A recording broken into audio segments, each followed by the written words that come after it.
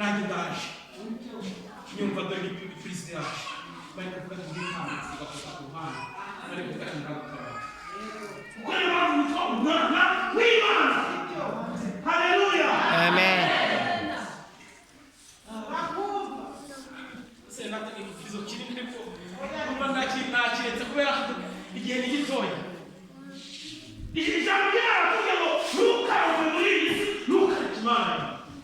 Bitewe n'uko umuntu wese afite umusonga yaho Imana yamukuye. Kurogo kwa mbere ni ukugerageza kwasa ukagwa hasi.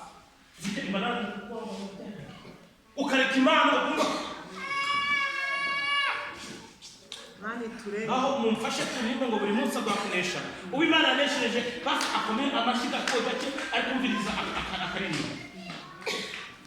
Mukubyumva? Yego. Haleluya. Amen.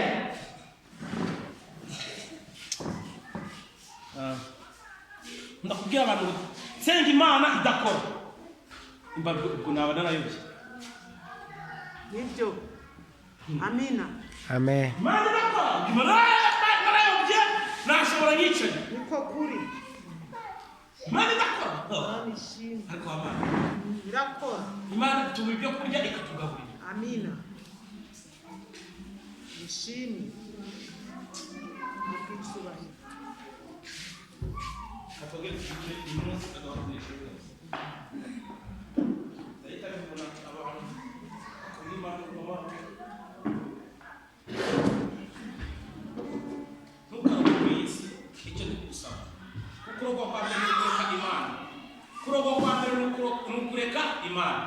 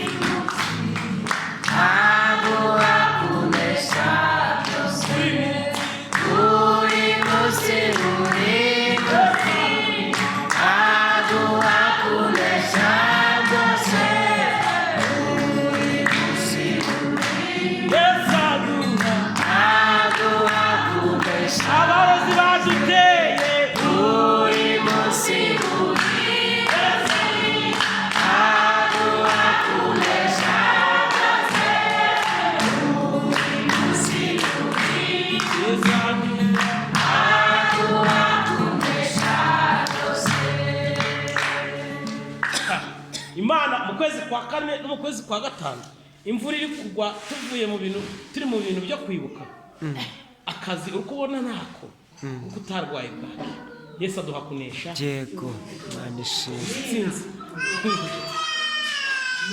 mu gihugu muri aya mezi tuba turi mu gihe cy'inzara ariko Yesu aduhakunesha byose.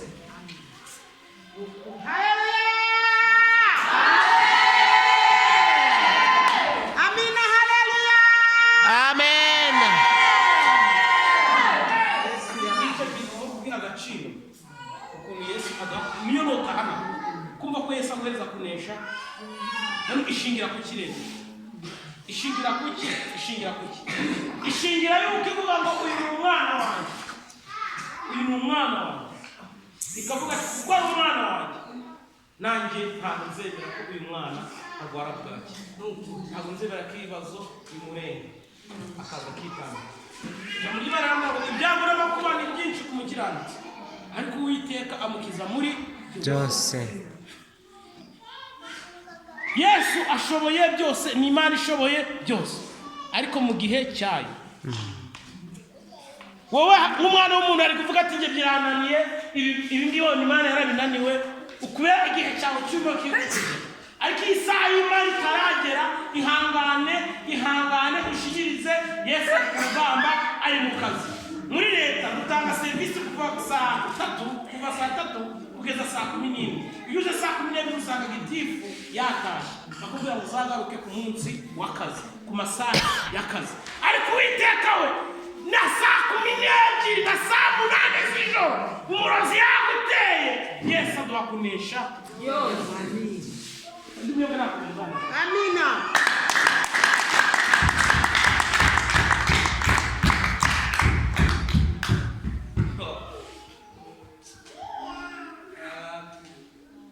Yatangara cyane abona abantu kuno bafata ibintu by'Imana babifata ibintu biheje. Donc abona babifashe bakantu. Ku cyumweru nagiye mfite agahinda kandi nabonye wa tate dusengana wa undi ufite ubumuga bwo kutabona.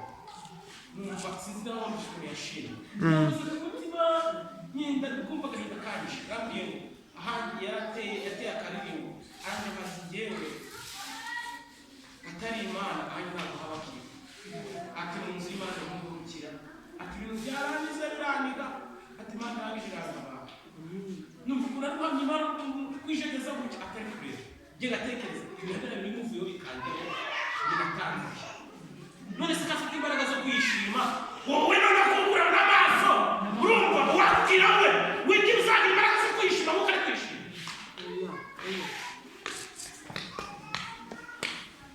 Ariko amaganya yaratwishe gusa Mana ibintu utari wabikora ntabwo witwa Imana, ibi bintu bimeze gutya ntabwo nzavuga ko Imana.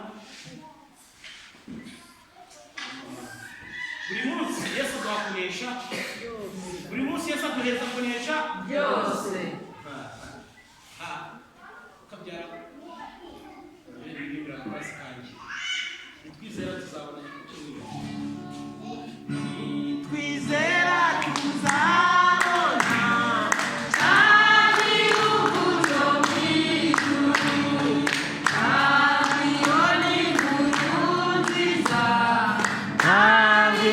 tugerageza buri munsi turi hafi yo guhurira mu ijuru, turi hafi yo guhurira mu ijuru, turi hafi yo guhurira mu ijuru, turi hafi yo guhurira mu ijuru.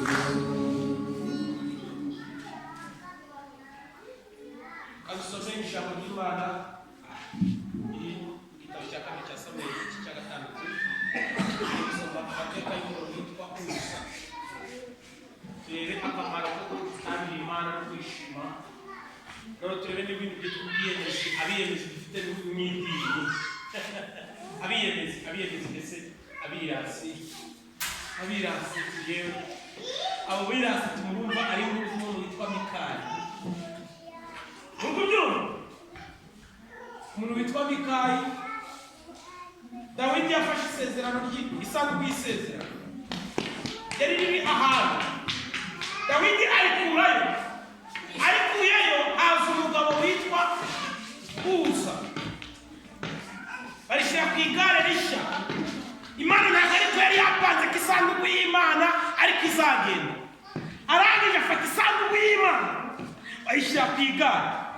Barangije bayivanye ku igare, Uza igare riratsikira. Ariko bavuga ni inka bareka isanduku y'isezerano, ubwo inka ntabwo kandi n'indogobe y'ikigore bakagenda bafite isanduku y'isezerano. Hari ukuntu ibintu by'Imana tubitwara we. Uri kubyumva? Uri umuhanuzi, uri umwinginzi, uri umupasiteri, uri umwarimu, uri umuririmbyi, hari ukuntu ibintu by'Imana tubitwara. Uza rero yihereza umunani w'isanduku y'Imana itsikiye, atari Imana yari yabwiye ngo abigenze, ajya kuyiramira. Uwiteka kamutsinzaho. Bigenze gute ko Imana imwishe? Kubera ko yagiye mu buryo Imana yashyize yatwaye isanduku y'Imana kuko Imana itayishaka.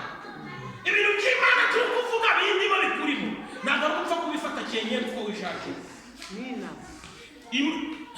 Uza Imana imutsinza kugira ngo bagire gute abantu bose batinye ubushake bw'Imana.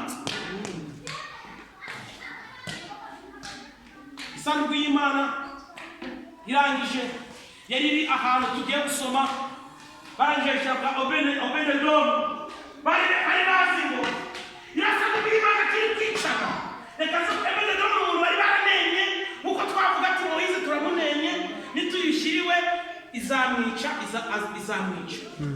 naho ntabwo bazi ko nawe Moyize nawe yari gusenga ati Mana ngize amahirwe isanduku yawe bakayishyira iwanjye uyifata neza bayimukubita iwe nawe batazi ko bamuzanira umugisha maze isanduku y'Imana Moyize ayifata neza Obededomu ayifata neza cyane iyo tuvuze amateka ya Obededomu yari umukene w'umutindi nyakujya yari umutindi mubi cyane ariko afashe isanduku y'Imana neza ubuzima bwe burahinduka. Haleluya, amen, haleluya, amen.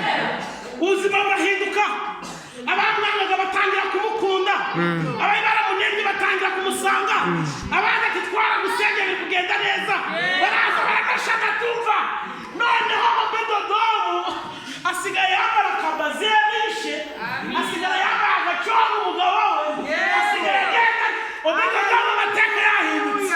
Amen. Haleluya, amen. kugira ngo tware ibintu by'Imana neza Imana izakurindira amateka. Imana irakurambagiriza, Imana ikakubakira aho abantu b'abanyamashari batabikunze babyanze yego twatwaye ibintu by'Imana neza Imana ikakubakira.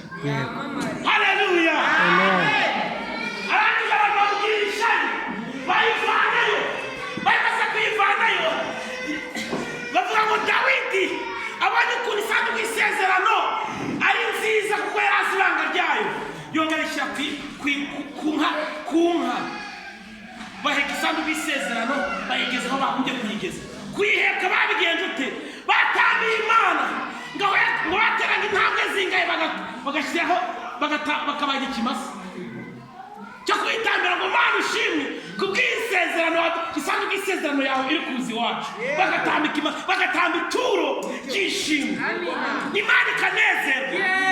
Haleluya, amen.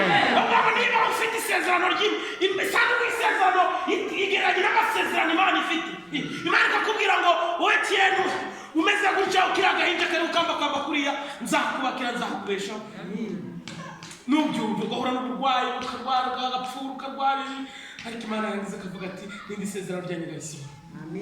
Yego abantu bakitambika ati katukaroge turebe ko kazapfa vuba ntibikageraho bikanga Imana ikakurinda ukaba mu mugambi wayo kugeza igihe ugeze aho ugomba kugera Imana ihabwa icyubahiro.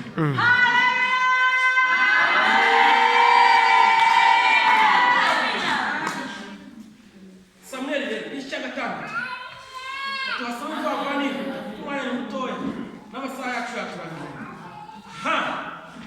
Dawidi agarura isanduku y'Imana mu marembo mu rurembo rwe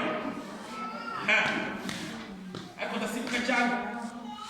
Kabiri, Dawidi ahaguruka nabo bantu bose bari kumwe nawe bava i Baruhuda bajya kwenda isanduku y'Imana yitirirwa rya zina ariryo zina ry'Uwiteka Nyiringabo wicara mu bakerubi.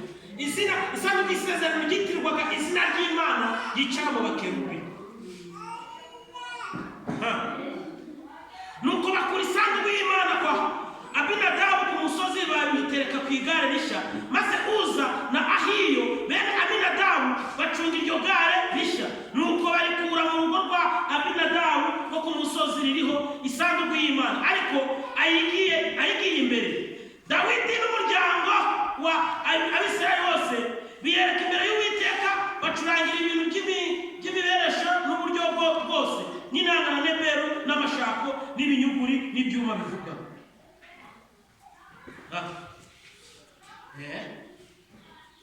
Yego bageze mu mbuga ihurirwamo ya Nakoni Uza arambura ukuboko kuramira isanduku y'Imana kuko inka zari zitsikiye. Katubaze twumve impamvu tuzana ibinyuguri mu nzu y'Imana. Abanyenyange twarakenye cyane umuziki warabuze uburyo twabuze n'agapingo n'akanyuguri ko kuvugiriza Imana indobo yarabiri mbese twarakenye twabuze n'ikinyuguri cy'Imana cyo kuvugiriza Imana. Umva ibintu bavugirizaga Imana katwumve. Umurongo wa 5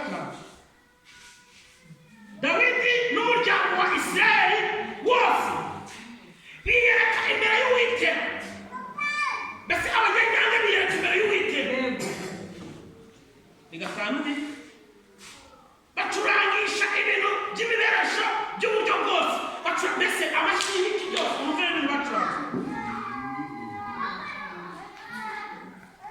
by'imiberesho by'uburyo bwose n'inanga uboneka kitabi neberu n'ubuguzi tumeze nka kitabi kubituri wenda nakata kibituri n'amashako n'imyirongi n'ibinyuguri n'ibyuma birenga mbese bari bishimiye iki isanduku isezerano bari bishimiye agakiza igakiza k'abisirayeli k'Imana bahaye isanduku y'isezerano uza rero n'igare ribariretse ansome gusoma igitabo cya kabiri cya Samweli igice cya 6 maze mu mbuga ihurirwamo na Nakoni uza araba mu mbuga ihurirwamo na Nakoni seka mbyite ko mu mbuga iri guhurirwamo n'umwanzi wawe hari ikintu yagutezeho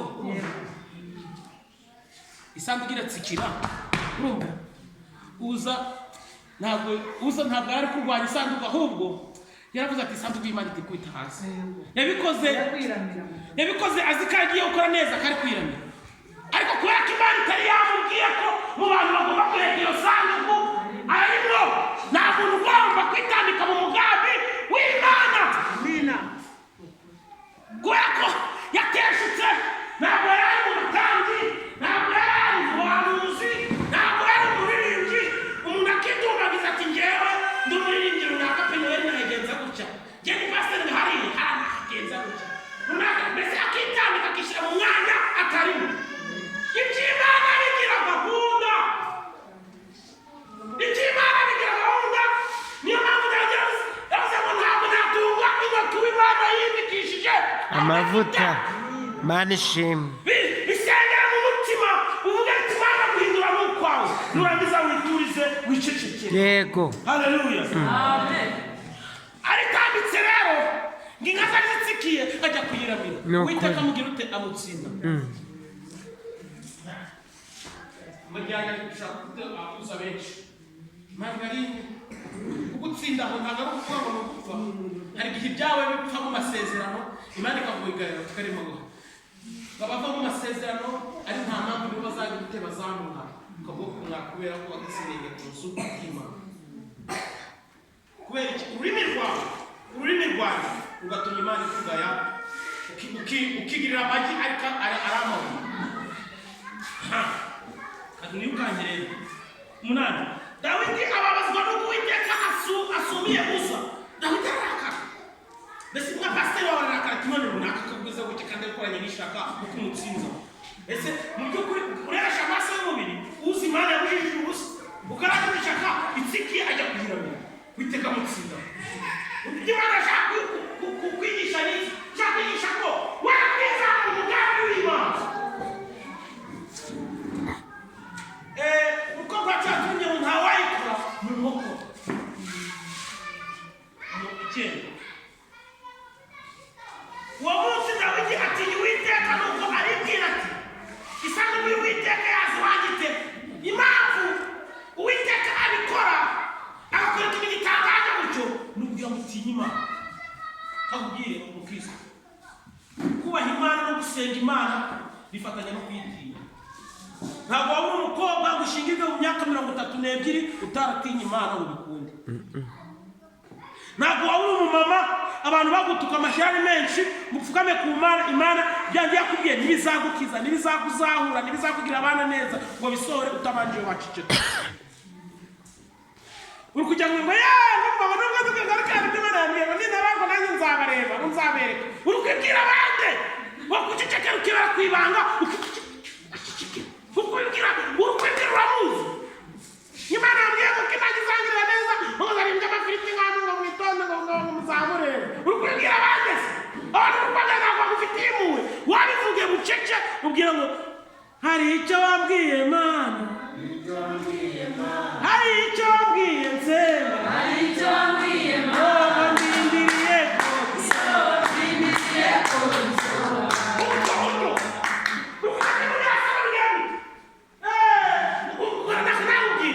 umupagani munini umunyedini uramubwira ati umva uko Uwiteka azantabara mu gihe cy'Imana umunyadini aravuga ati wumvaye wahinga kukabaye wakajya kugashyira mu kakigenda umunyadini urakirisha umunyadini abanyadini bababye yesu bakamwama ku bisuma abanyadini umunyadini wowe ntabwo kujya kumubwira ko umunyadini ngakubarira Pawulo yari umunyadini ngo yaramenye mu bwoko bw'Imana birasaba gusa ngo umunyadini musenge Uwiteka mufate nka Pawulo ati uri kundenganyiriza iki narangiza ajya kuzanzamuka avuga ati Uwiteka yamfashe byarangiye aravuga ati Pawulo reka kundenganyiriza ubwoko umunyadini usibye kumusengera bucece nta kindi kintu wamukorera. Haleluya. Amen. Haleluya. Amen. Nando kujya kubwira umuntu rero ukora ko amenye ngo kandi barambira ngo kizamere ngo bafite imodoka ngo tuzaba kureba ibyo si mungari bimugiki se urubimugiki waciceka ukicecekera bakavuga ati none nyirabitebo yatabawe ukavuga ati hari ibyo Imana yambwiye ukazaza kuvuga ati ndashima Imana kurari ndikuma kamabwira undi agasimba kitwa inkoko kajya ku magi bakavuga ati iminsi 21 nirangira zahita mbyara zahita nduruka agaceceka iyo kaje akavuga menshi iyo kari ku cyane ugakora ngo bakomeza kukirata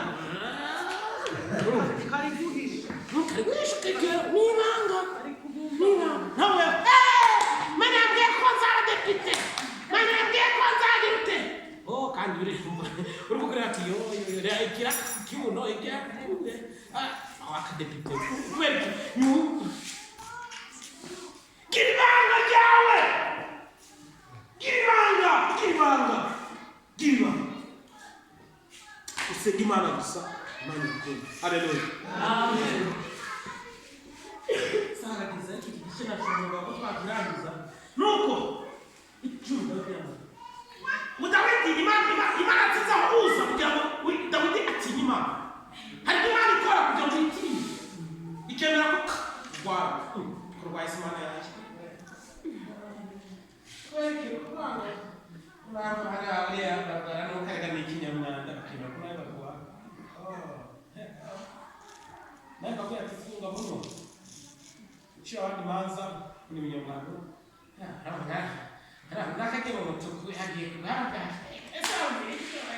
nawe bifite kurya neza ibyo yuzuye umwana agahita acura mu kaboko zikabaye umutuku hari ibintu bitwara mu bisomo byo guceceka nanjye nabwirwa ngo ufite akazi ugaragaza amafaranga yose ukagira ngo ni igikona kishikira yatwara nawe ukajya kugura udukara two muri karitsiye ati mumeze udukara twa 500. Imana ikabyemera kugira ngo utishima abandi hejuru. Haleluya. Amen. Haleluya. Amen. Ibyo twigisha mu buryo cyane. Rero uzamutsinza kugira hari ibintu bituma ko bibera bagisoma. Dawidi ayitsimba. Ariko Yesu nari kuza imutsinza ngenda bikora ute isanzwe ndayifata ubu. Kuza itijya musigaye cy'umutsindo ngenda bigenza. Icumi. Dawidi yanga gukura isanduku. Dawidi yanga gukura isanduku y'Uwiteka ngo ayishyira iwe mu rurembo rwa Dawidi ahubwo ayinjiza hirya ayicura mu nzu ya Obededomu y'umunyagati. Dawidi yahise agira ubwoba aravuga ati isanduku y'Imana iri kumara abantu atuyishyire kwande umuntu uranga hano ninde muri rusengero rwa Nyangira ni Moyize kadushyira kwa Moyize. Isanduku y'isezerano ry'Imana uziramwishe. Ni Dawidi kamanze neseye niyica Moyize ko ari umwanzi wanjye nanjye niho nzayifata. Urwo byongo hari igihe umuntu agusunikiraho uruntu ngo n'urugeragezo kandi arusubiza kugusunikira cyane rwose. Yumva ngo none se ko narozwe none se none okay kingire nuzumve ko biri kunuka uzakira ati Mana ibi bibazo dushaka hari Imana izanye hano naba tukura nasi harakora ni Imana ishobora kuzana nawe hari ko tutabiza ikibali basi nitukuja kukoresha gusa.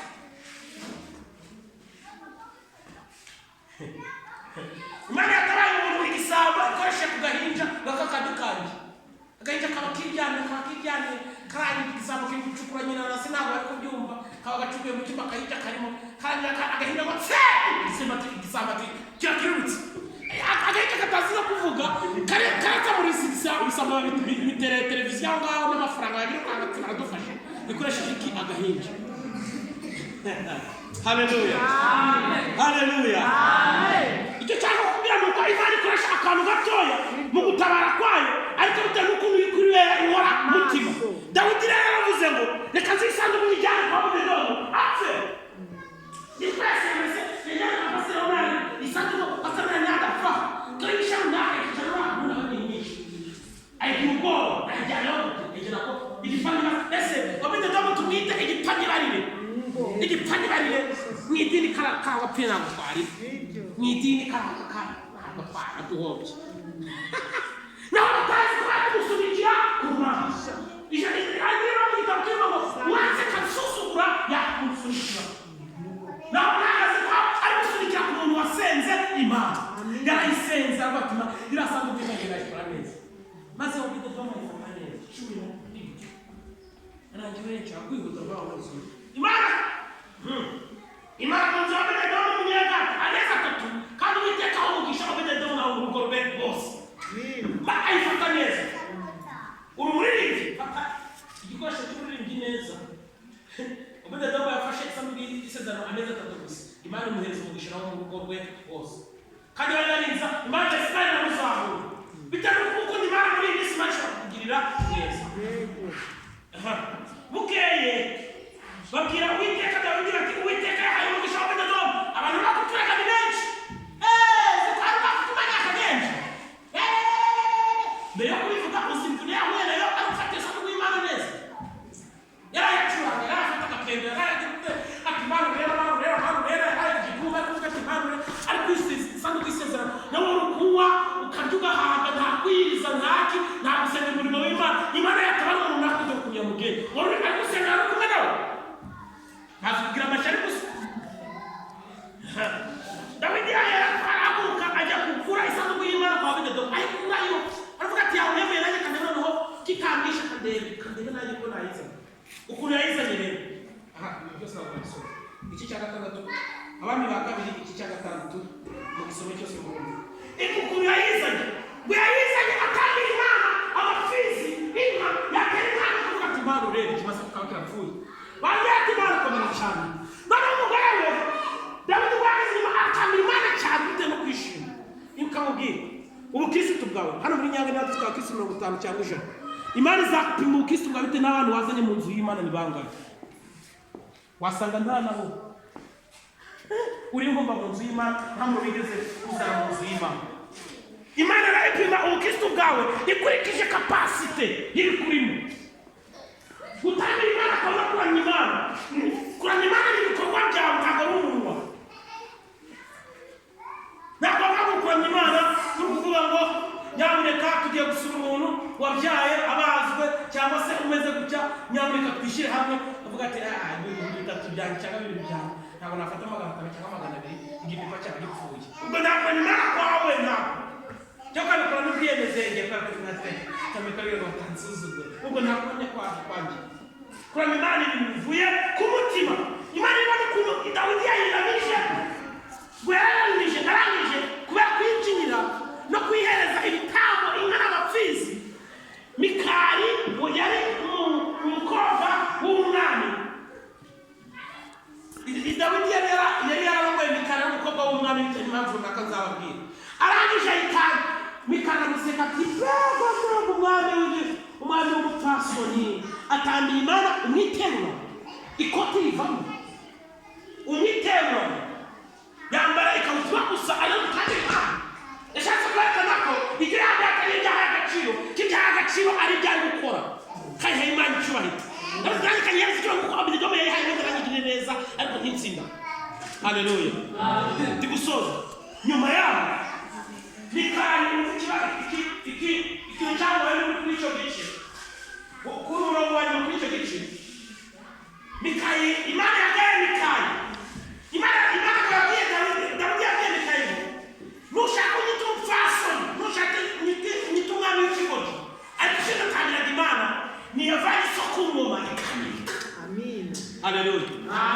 haleluya. Amen.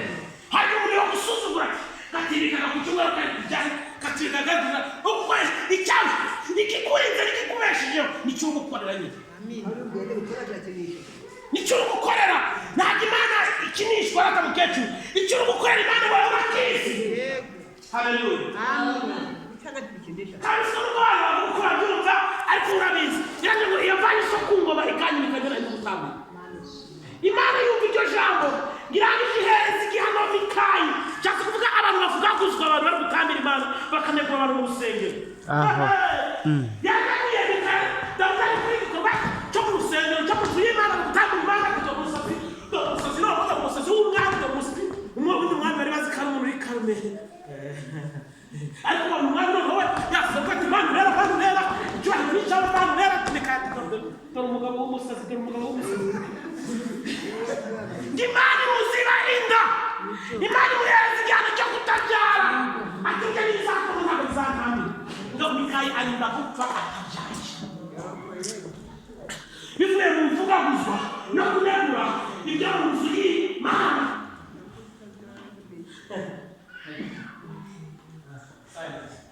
Bakristo bavandimwe, ibintu by'Imana turabicira ese kubisezerana ni ibintu Imana yakwigishije. Ushobora kutazi kuririmba, ushobora kutazi gutanga Imana, ushobora kuzi no gukoma amashyi, ushobora no gukora akantu k'urukundo, ushobora no kubungabunga utuntu runaka. Ibyo cyose bitiriwe kitiriwe izina ry'Imana giheza agaciro. Kuko nyir'umugizi bose bacu ntabwo ari umuntu, ni Kristo akwandikira. Amen. Haleluya. Amen. Yego. Nukuri. Ageze akareba mu bitabo agira urupapuro rumaze kuzura tujye kumuhera. Akaza akaguhera urukundo. Amen. Haleluya. Amen. Niyo mpamvu ubushake bwanjye nari ndaza n'umugore mu myaka 21 ariko ntabwo byakunze paka nije mu Imana yari yakwana. Wenda nari ku bushake bwanjye nubwo twubatse urusengero runini cyane. Ariko ubushake bw'Imana kitajagera ndacyari muri aka karuri. Ku bushake bwanjye nabwo mufite abakristo turakora n'ibyuma byinshi bidukikije tukurindiye. No ku bushake bwanjye Imana kugira ngo vuna koresha Imana yanjye nayo koresha Imana yanjye. Twebwe abanyedini tubanyetorero muri Imana waguye. Niyo tuba turi hano niyo tujya hano musabira ngo kuva mu Imana rero hano kuri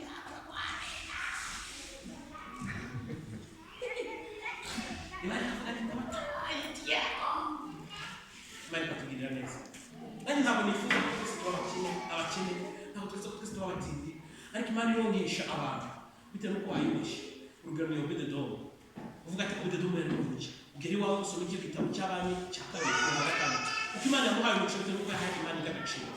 Ubu hari abasore mu ngana hari mama mu ngana bari kuba kamwe gusa agatanga hanyuma kabagiye bari kuvuga igogo basi ariko bari kuvuga ngo uyu avuye mu nzu yanjye Imana ijoze nitugabura kandi tuzane ibyo baducurangira Imana uzavuga ati ibyo ntunze nanjye ubwanjye ni by'umucunguze kuzikorera Imana umuntu nagira hano akomera ibintu kwinduka ukavuga ati nyeze Imana icyubahiro abatafanya bagiyeho mbese ikintu cyose ukoze ku nzu y'Imana nta bwiyemezi bikora gukoresha umutimanama wawe. Ikintu cyose ukoreye umuvandimwe wawe cyangwa umuntu musenga ubikoze atari ubwiyemezi Imana iguhereza icyubahiro, Imana iguhereza iramusumbisha kuguhereza umugisha. Haleluya. Bakirije umutima.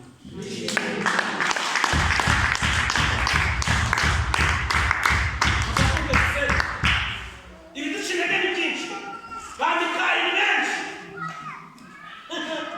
abantu bari kutwita ibipfani barire n'ibipfani baseke ni benshi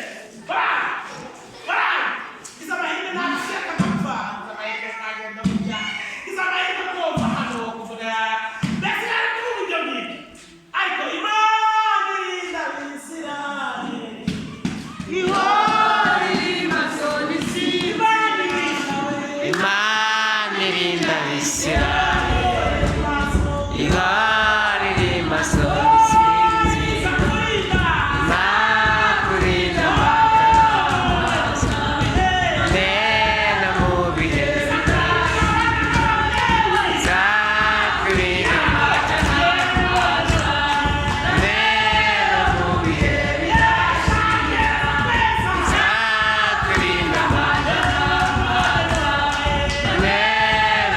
Yeah.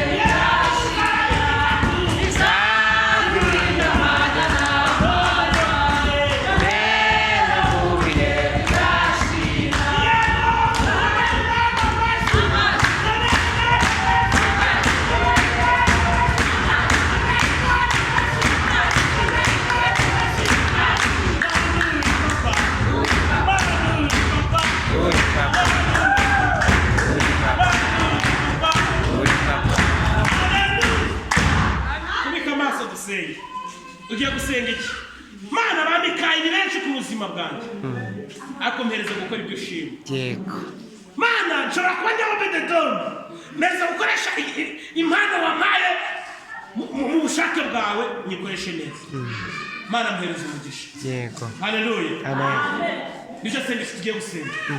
Mana mpereza kurindira ubushake bwawe, ungirire neza. Nugera iwawe nawe ufate igitabo cya Samweli cya 2, ugufate 6 ndetse umereze na 7 ndetse na 8, kuko ijambo cy'umutsima utera imbaraga n'ijambo ry'Imana. yego Guherereye ubumva usubijwemo imbaraga. Umuntu uravuga ngo mbese ko runaka atandembye, ko runaka atari kundeba neza, ko runaka atambye ngo wakoze. Oya, ibintu byose ukoze mwibanga ry'Imana n'umutimanama wawe, utabikoranye ubwiyemeza, Imana iravivura mu gihe cy'amatage cy'ibibazo. Imana ikaza ikagutabara. Kadusenga. Katwiki icyo dusenga. Mana yacu ndagushimira. urihagije Witwa Kristo Jehova, uri igitangaza. ubera kandi urakiranuka byiringiro byose kugira ngo ubigenze duhere kandi bamikaye ni benshi wumva gusenga ndetse abo yandi benshi bamaze gutatira kuri isezerano ryawe. yego Natwe turahamagaye ngo isanduku y'isezerano duhereze kuyibungabunga neza, maze uduhereze umugisha. Abantu bawe rero data, duhereze kurarika abandi bashyashya, yego duhereze gukoresha impano yawe neza, duhereze kugukorera bikwiye, duhereze kudakinganya no kuduca intege ari byinshi, duhereze imbaraga Mana, uzatugire neza uko wagiriye Obededomu, kuko yabumbatiye neza isanduku yawe. Uzatugire neza uko wagize Dawidi, ubwo data Mikaya yamusetse akamusuzugura akamutuka ngo ni umwami w'ikigoryi ari kumutambira, ariko urangije ukomeza kwiyerekana. Natwe data komeza utesha agaciro udusuzugura mu izina rya Yesu Kristo ahubwo bitugusunikiremo maze izigemisha bituzeho. Urakoze Mana, dusengeye itoro ryawe mu gihugu cy'ukwizera. Itoro ryo kwizera tuyizamuye mu masengesho yawe Mana, ukora iby'ubushake bwawe, ubushake bwawe bukomeze bukoreke kandi buganze kandi ushyirwe hejuru, wamamare utuzahure mu izina rya Yesu. Uwiteka Mana yacu, sengera abakoreramo bose umurimo, data ubakomeze, abagukomeza ubakomeze, abagushyigikira ubashyigikire mu izina ryawe Mana. Dusengera abanyetorero bacu, bahereze imbaraga, utuzahure Mana, utugire ngo Obededomu, utuvane mu butindi, udushyire mu buzima buzima, uduhereze umugisha nawe mu rugo rwacu bose, izina ryawe ryamamara. Duhereze urukundo rero kandi ukomeze kuduhereza gukundana, tugukomeye amashyi tugushima mu izina ryawe.